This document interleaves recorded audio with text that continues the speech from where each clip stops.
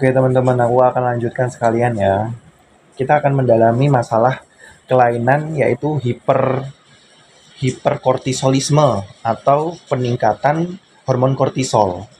Itu nanti next video insya Allah aku akan membahas masalah hipokortisolisme gitu. Nah, yang pertama itu disebut sebagai hiperkortisolisme atau terlalu tingginya hormon kortisol. Itu disebut sebagai suatu kondisi sindrom yaitu Cushing syndrome. Penyebabnya ada banyak, nanti aku akan jelaskan.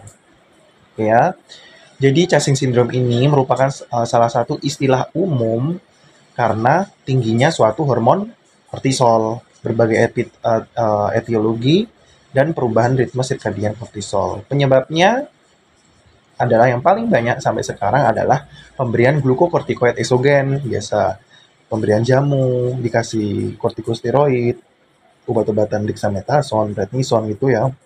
Misalnya kalau di luar, dan penyebab lainnya juga bisa karena tumor atau keganasan di kelenjar adrenal maupun di pusat, yaitu di adenoma gitu ya, hipofisisnya gitu. Penemunya adalah Dr. Harvey Cushing, merupakan ahli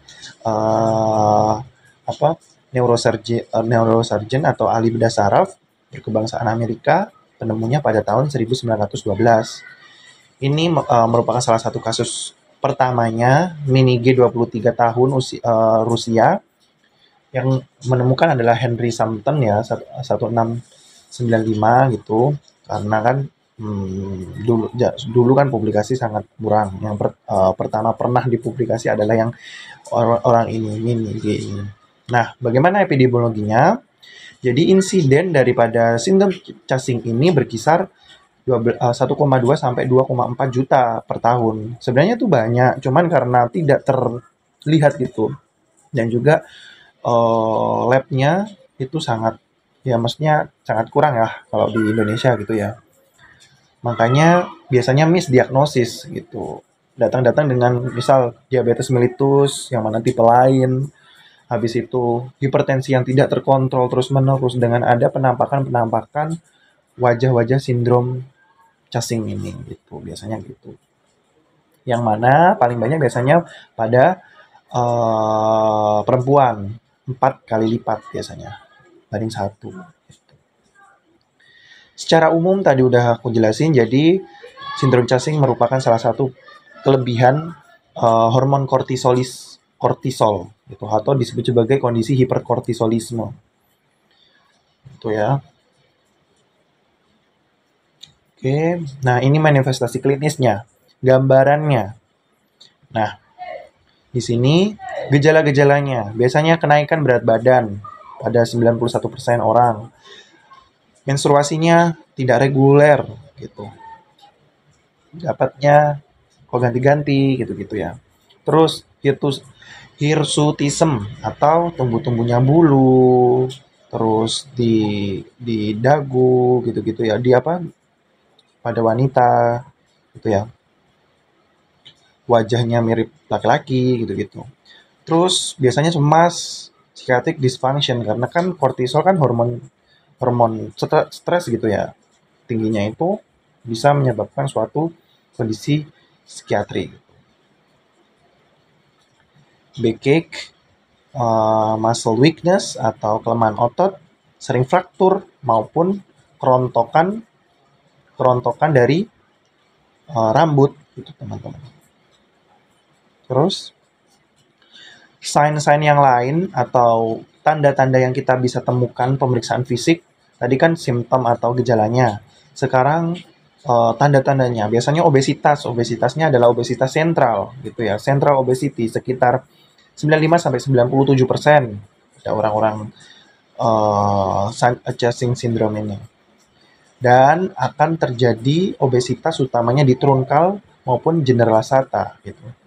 Di trunkus kayak di daerah leher gini ada suatu tanda-tanda dorsocervical fat pad, jadi nggak kelihatan tulang-tulang clavicula-nya ya teman-teman. Tuh. Terus pletora Gitu ya, gambaran kayak mirip laki-laki, timbul-timbul rambut gitu ya. Moon phase, jadi gambaran-gambaran moon phase, wajah-wajah bulan seperti itu. Acne juga bisa. Gampang berdarah, red purple striae gitu. Striae biasanya striae-nya itu khas. Disebut sebagai violaceous striae 45%. Jadi gambaran di perutnya, utamanya di perut itu striae yang lebarnya lebih dari 1 cm gitu teman-teman. Jadi lebar-lebar sekali. Selain itu, angle edem di tungkai-tungkainya juga mengalami apa?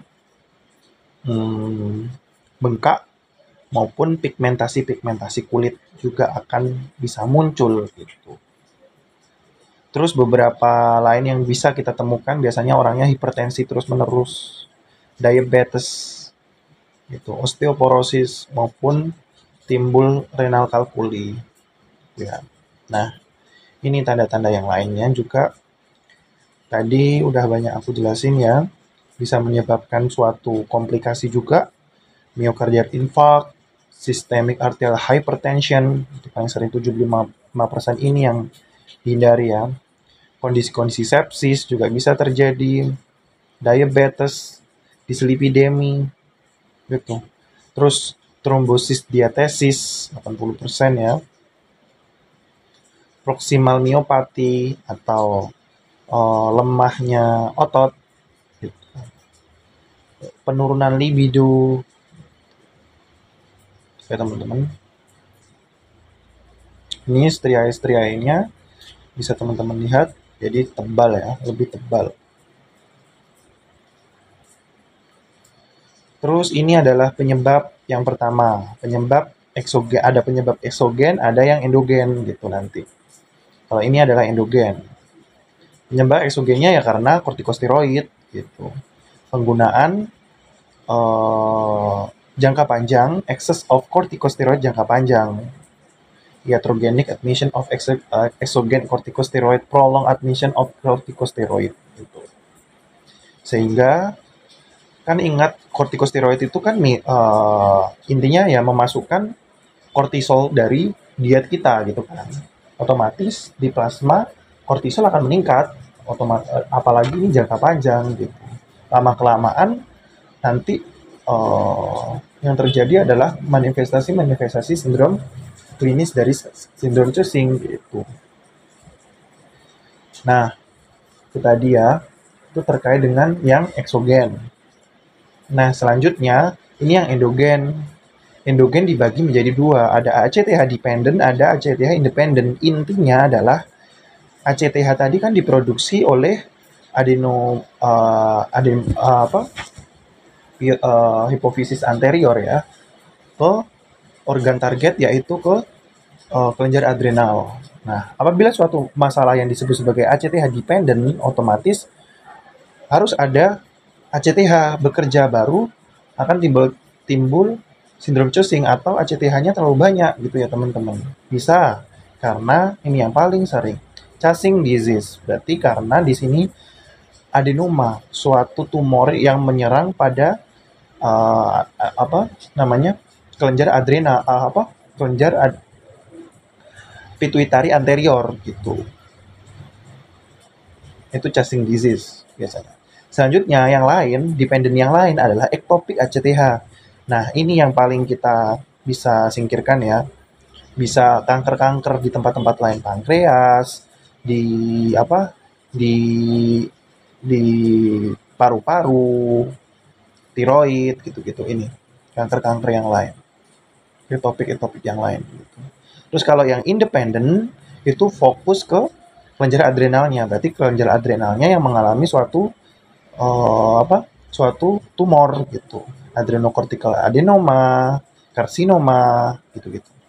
Jadi gampang ya. Kalau ACTH independent itu fokus ke adrenalnya, kalau dependent itu ke pusat, yaitu ke pituitary anterior gitu ya. Maupun ectopic di seluruh tempat, bisa di paru-paru, bisa di tadi tiroid gitu ya, yang menghasilkan kortisolnya tinggi. Oke, kurang lebih itu.